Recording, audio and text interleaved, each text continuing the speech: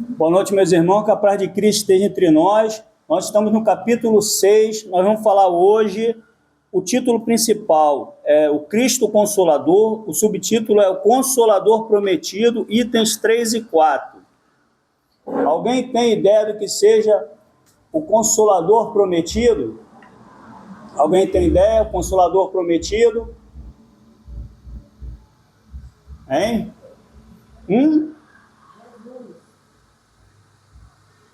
Jesus fala do Consolador Prometido. Jesus também é um Consolador.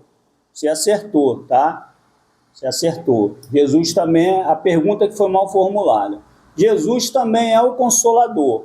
Mas nós vamos falar hoje sobre um outro Consolador que Jesus prometeu nos deixar. Ficou melhor assim, pessoal? Hein? Estou falando em pai aqui, eu me lembrei de Alvorrai. A primeira vez que eu vi ele cantando aquela música, eu tive foi medo. Aí depois que eu fui entender a letra, que é bem profunda. Mas vamos adiante. Então começaremos aqui com o Consolador Prometido. Pedir aqui auxílio dos universitários para fazer o primeiro parágrafo aqui, por favor. Tem um sublinhando aqui, você dá um tempinho nesse sublinhando aí para a gente ir. Consolador Prometido, se vos me amais, guardai meus mandamentos, e eu pedirei a meu Pai, e ele vos enviará um outro Consolador.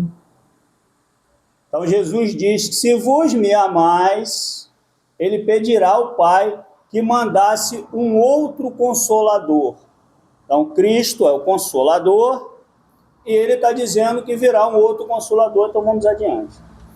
A fim de que permaneça eternamente convosco o Espírito de verdade, que o mundo não pôde receber, porque não o vê e não o conhece. Mas quanto a vós, conhecê-lo-eis, porque permanecerá convosco e estará em vós. Mas o Consolador, que é o Santo Espírito, que meu Pai enviará em meu nome, vos ensinará todas as coisas e vos fará relembrar de tudo aquilo que eu vos tenha dito. João capítulo 16, 14, versículo 15, 16, 17 e 16. Bom, o que ocorre é o seguinte, então quando diz um outro Consolador, há pessoas que pensam que poderia ser um outro Espírito de luz que encarnaria aqui.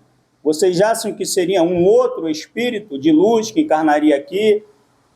Um outro que viesse com uma mensagem? Porque essa mensagem, ela tem que completar, ela tem que dar sequência àquilo que Cristo falou, e ela tem que completar, porque muitas coisas não foram ditas, porque não havia ainda uma maturidade espiritual, não havia um momento de intelecto e moral.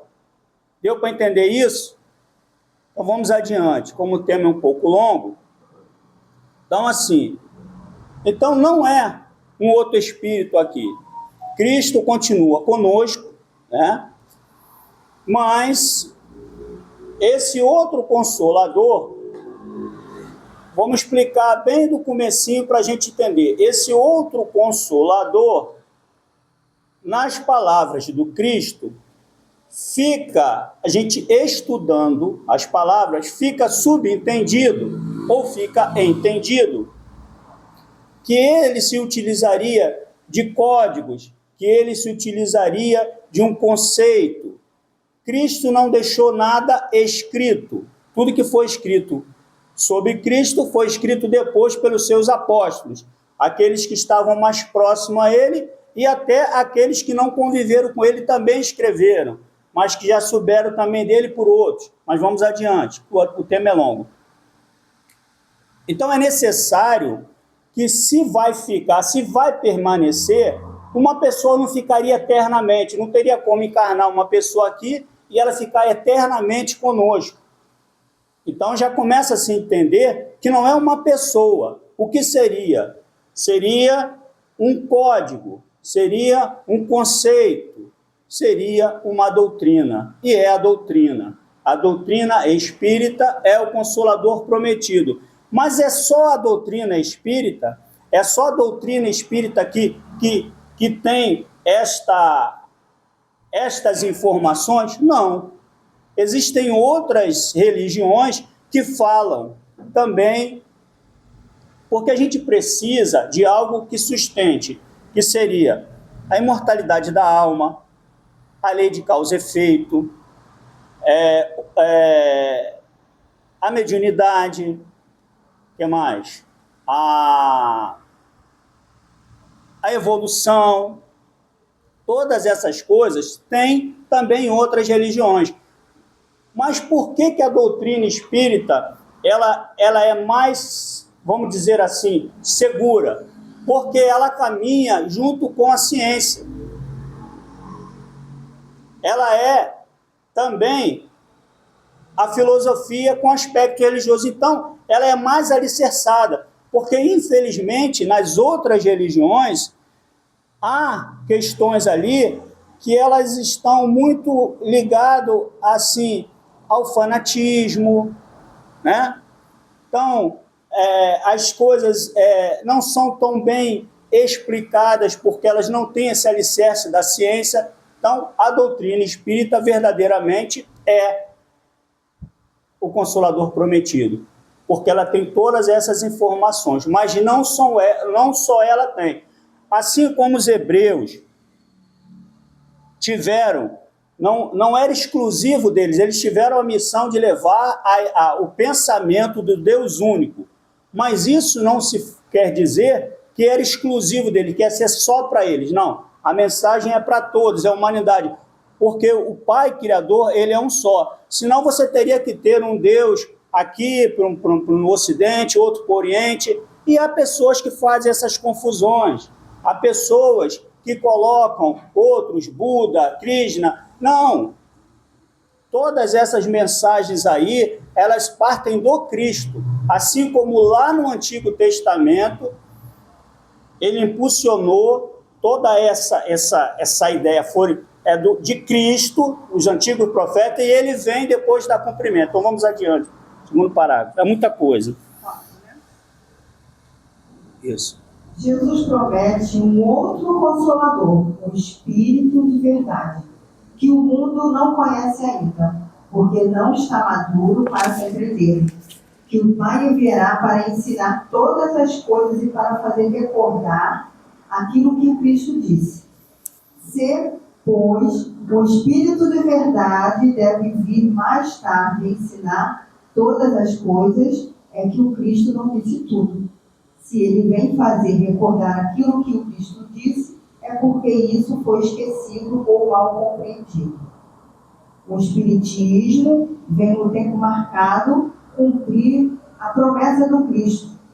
O Espírito de verdade preside a sua instituição, chama os homens à observância da lei e ensina todas as coisas em fazendo compreender o que o Cristo não disse senão por parábolas.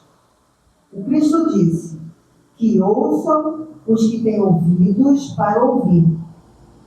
O Espiritismo vem abrir os olhos e os ouvidos, porque fala sem figuras e sem alegorias. Ele ergue o véu deixado propositadamente sobre certos mistérios, vem, enfim, trazer uma suprema consolação aos deserdados da terra e a todos aqueles que sofrem, dando uma causa justa e um fim útil a todas as dores.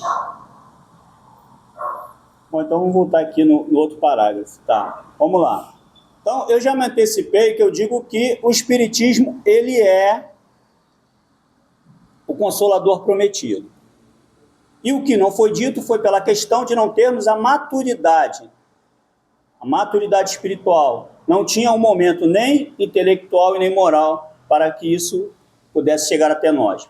Outra questão também foi que as palavras do Cristo, elas foram, de uma certa forma, esquecidas, porque, vamos dizer assim, num termo bem popular, elas não grudaram. Por que não grudaram? Pelo egoísmo. Porque para que aquela informação verdadeiramente chegasse nos corações, o ser humano, ele teria que estar desprovido daquele egoísmo. Ainda temos egoísmo? Ainda. Mas, naquele momento, o egoísmo falava muito mais alto. Então, passou que meio que batido. Não por todo, mas por grande parte das pessoas.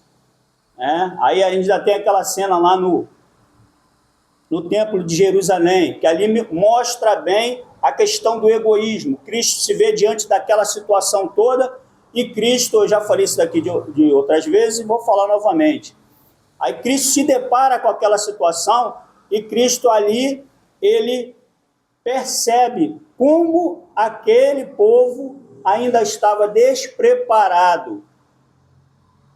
E aí, de uma certa forma, Cristo, vamos dizer assim, ele fica triste.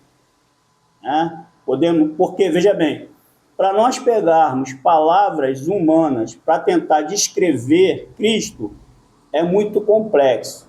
Mas vamos dizer assim, Cristo ficou triste naquele momento, percebendo tudo que estava acontecendo. E mais adiante, hoje, nós estamos no momento propício a receber todas essas informações. Hoje que eu digo, é um hoje que começa lá atrás, porque essa questão desse tempo, do momento da codificação da doutrina até agora, seria esse hoje, tá? Deu para entender isso, pessoal? Vamos lá, de 1860 e alguma coisa, não é isso? 857 para agora, então seria esse hoje, tá? Há um momento propício para nós recebermos essas informações. E aí nós vamos pensar da seguinte forma: você está falando em consolador, o que seria o consolador? A doutrina espírita, ela é consoladora, assim como Cristo era o consolador. Ela te consola na hora que ela te dá todas as condições de você entender que uma dor que você sofre hoje, ela tem um motivo pelo qual você está passando pelaquela dor. Ela te dá uma diretriz, um caminho para que aquela dor não vire um sofrimento. Ela diz para você que a morte não existe. Ela diz para você que aquele seu parente complicado, alguém tem parente complicado aí, pessoal? Hein? Quem tem? Dona Terezinha tem, Dona Terezinha? Tem certeza, Dona Terezinha? A senhora tem certeza, né? Então, quem não tem um parente complicado é o parente. Geralmente quando a pessoa diz que não tem parente complicado é porque ele que é o complicado da família, né? Então vamos lá. Então dá para você entender o porquê que aquele parente complicado está do seu lado, aquele príncipe encantado que virou sapo, aquela princesa que virou uma bruxa, se você deixar a vassoura, ela pega e vai embora. Então você vai entendendo essas situações, vai entendendo as enfermidades, vai entendendo as questões do seu trabalho. Então, ela é atual, ela é cotidiana. Aí vem a paciência. Isso, sobretudo a paciência, a perseverança, né? A resiliência, a capacidade de se adaptar, porque a gente não vai conseguir pegar aquela complicação que nós temos na nossa vida, que muitas das vezes esta complicação é o motivo pelo qual nos faz ir adiante, né? Nos faz subir aquele degrauzinho, né? na escala evolutiva. E não desistir. Você não vai poder pegar aquele problema ali, botar no foguete e mandar para outro lugar. Você vai ter que conviver. Então, a paciência, a perseverança, a capacidade de entendimento daquilo. Então, isso tudo está dentro da doutrina. Porque na hora que esses códigos dos espíritos, né, na hora que Allan Kardec consegue codificar isso daí, consegue entender tudo isso que acontece, né, eu vou explicar melhor. Nós tínhamos um professor, Cristo, e aí ele tinha os alunos mais aplicados, mais próximos, que seriam os discípulos. E aí eles passam as mensagens, só que Cristo não deixa nada escrito. Aí aqueles alunos, aqueles discípulos escrevem e falam sobre tudo isso ali que eles vivenciaram. Só que acontece uma seguinte situação: quando essa mensagem começa a ser espalhada para todos os cantos, ela vai sendo deturpada, ela vai sofrendo modificações. E aí o que ocorre?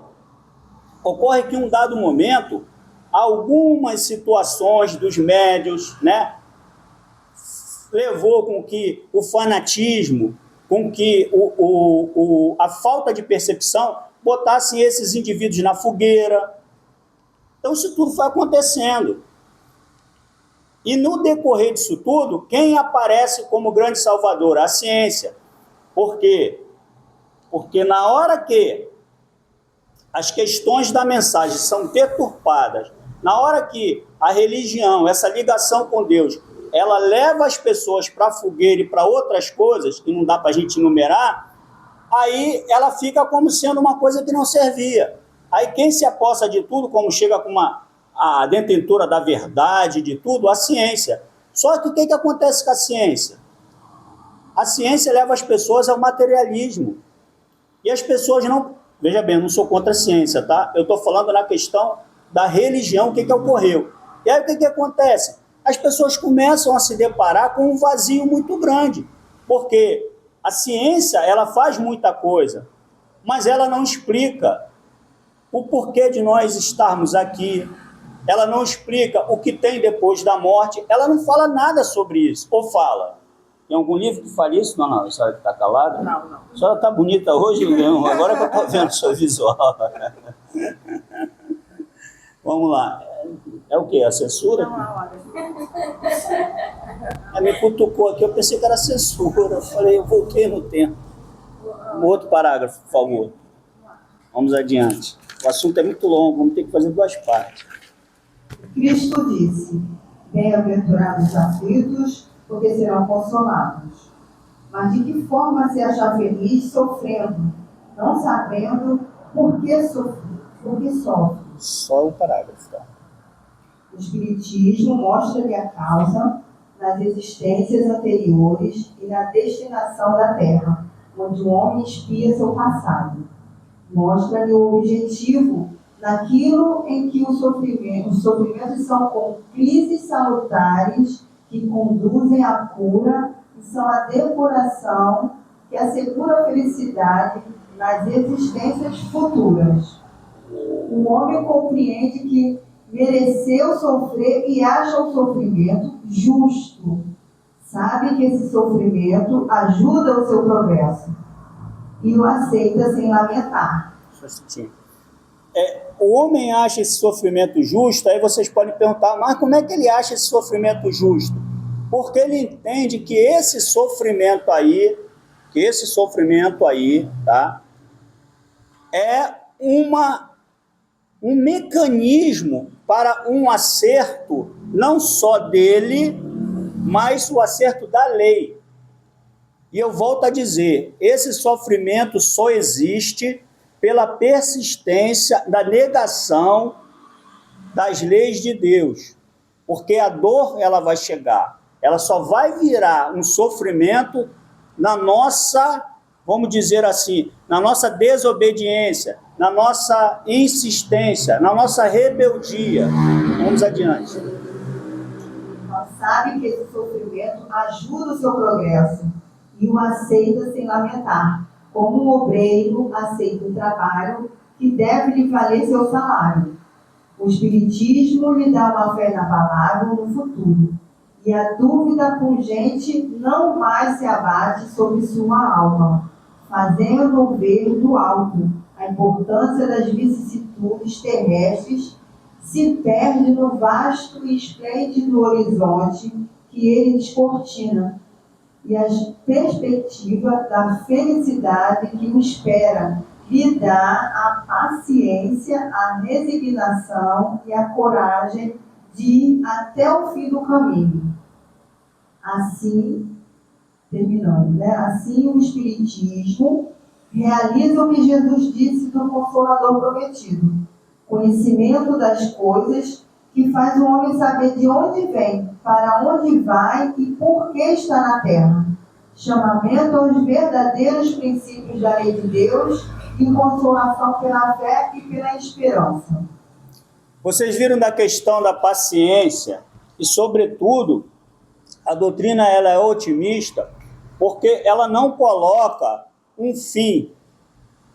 Não é uma história que você escreve a primeira página e você está programado aí até a, vamos dizer assim, a 38ª, não.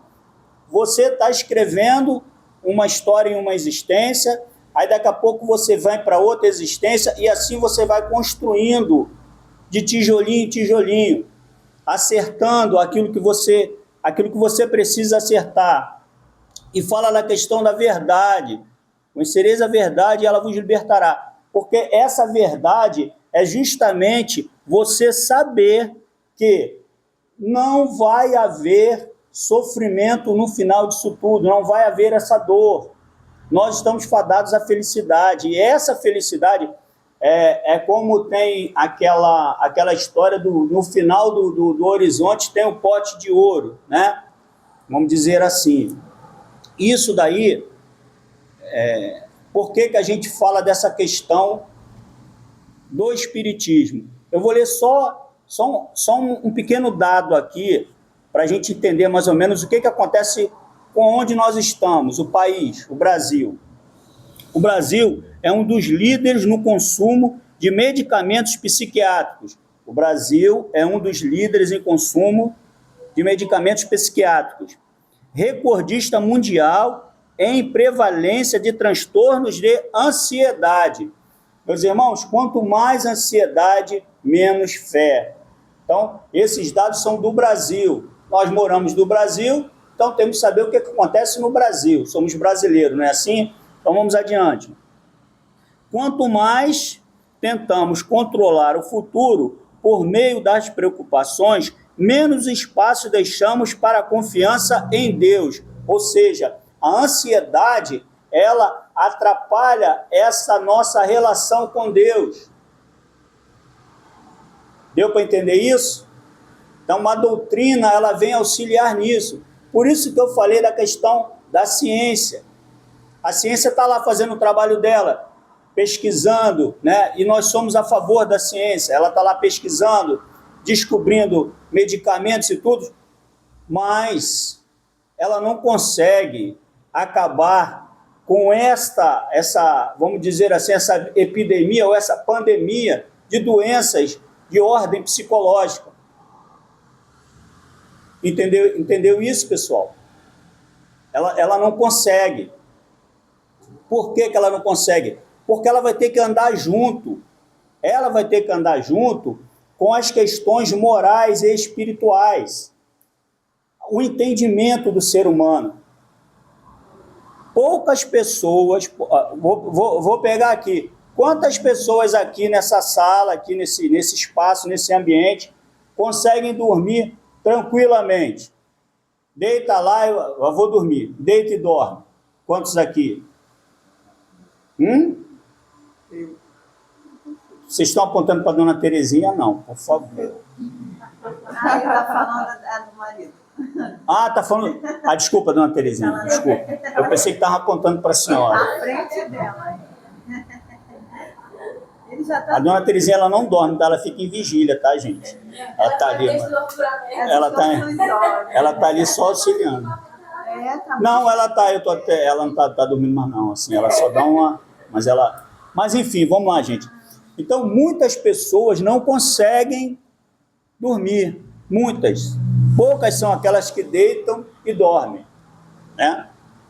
Ou porque não consegue desligar sua mente, ou porque tem algum problema mesmo, ou por uma questão de influência espiritual. Então, existem várias situações para fazer com que as pessoas não durmam direito. E aí, nós temos um problema. Qual é o problema? Era verdade, meu pai dormia sentado.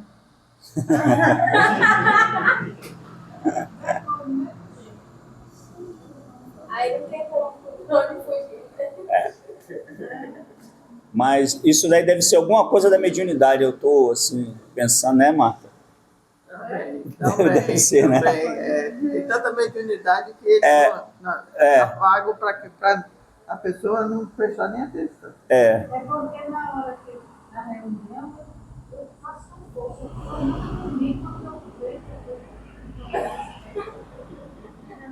Se preocupe nada, é assim mesmo, viu, Terezinha? Mas está melhorando.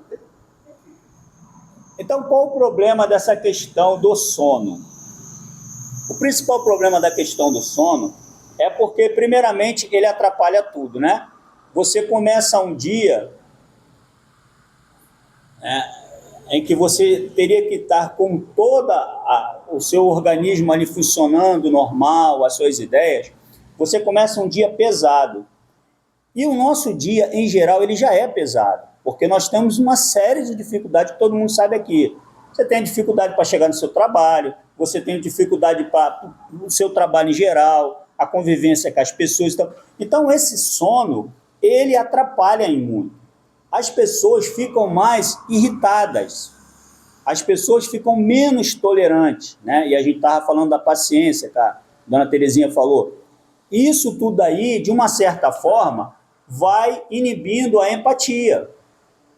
E nós precisamos da empatia. Porque através da empatia é que nós vamos verdadeiramente pôr em prática aquilo que é a caridade.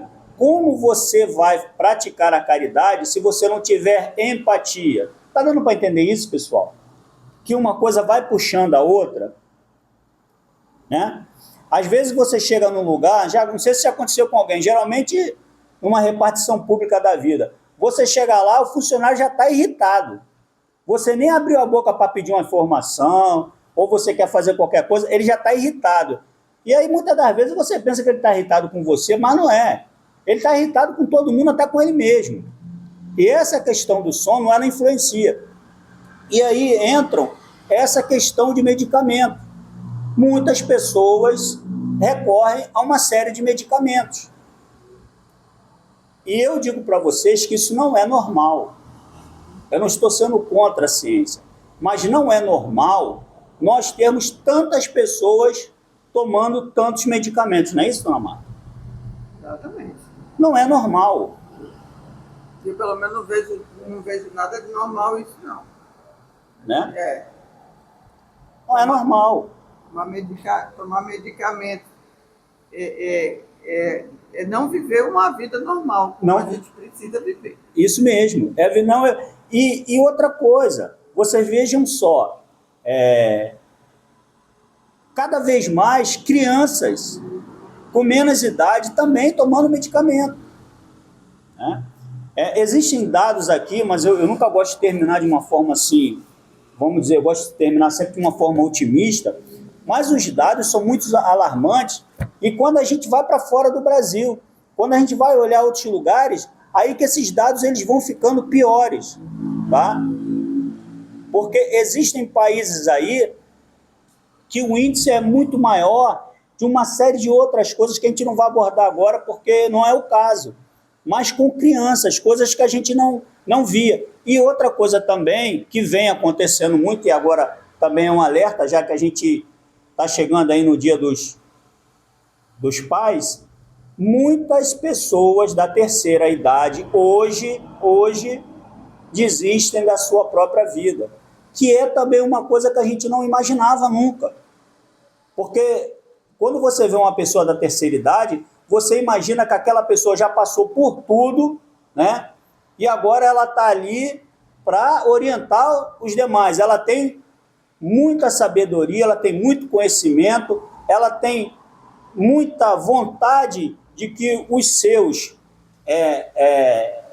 progridam, cresçam, evoluam, mas muitas pessoas da terceira idade estão também desistindo de suas próprias vidas, né? Então, isso também é um dado alarmante. E aí, para nós finalizarmos, né, a nossa palestra de hoje, eu gostaria que a gente tentasse fazer um exercício aqui, bem rapidinho aqui. Todo mundo conhece a pessoa que está do lado, Todo mundo? Você conhece? Todo mundo? Todo mundo se conhece aqui? Hein? Bom, você conhece ela? Já caiu por terra a sua... Todo mundo aqui se conhece? Não, né? Você é quem? Miguel. Vamos lá. Você conhece esse que está do seu lado? Hã? Esse é o Johan. E na sua frente? É a Paulinha. Do lado lá é a Yasmin. Atrás de você é quem? Qual o nome da sua mãe? Hã? E do lado da sua mãe aqui, do lado direito? Qual o nome? Yasmin, duas Yasmins. Quando você falou Paulinho, eu acho que é outra Paulinha, tem outra Paula. Aí vamos lá. Aí aqui, atrás da Yasmin aqui, a senhora, vamos lá. Jussiara. Paulo chegou lá. Aí atrás daqui, você, Adriane, atrás da Adriane. Hã? Adriele, atrás da Adriele. Jandiara. Janaína, do lado da Janaína, atrás da Janaína. Luiz. Dona Terezinha. Na frente aqui, que eu esqueci. Paulo Sérgio. Paulo Sérgio. Aí, a quietinha ali. Ah, sim, aí a senhora? Arlete. Arlete era o nome de uma tia minha, que já desencarnou. Arlete. Você, moça? Hã? É. Paula. Atrás da Paula? Adriana. Grande Adriana. Aí do lado da dona Adriana? Hã? Aí do lado? José Almir. Aí no fundo, Gel. Bom, chegamos aqui ao final. Dona Marta, que acho que essa aqui todo mundo conhece. Irismar e Sérgio, que Deus abençoe. Muito obrigado pela atenção. Obrigado pela atenção de todos.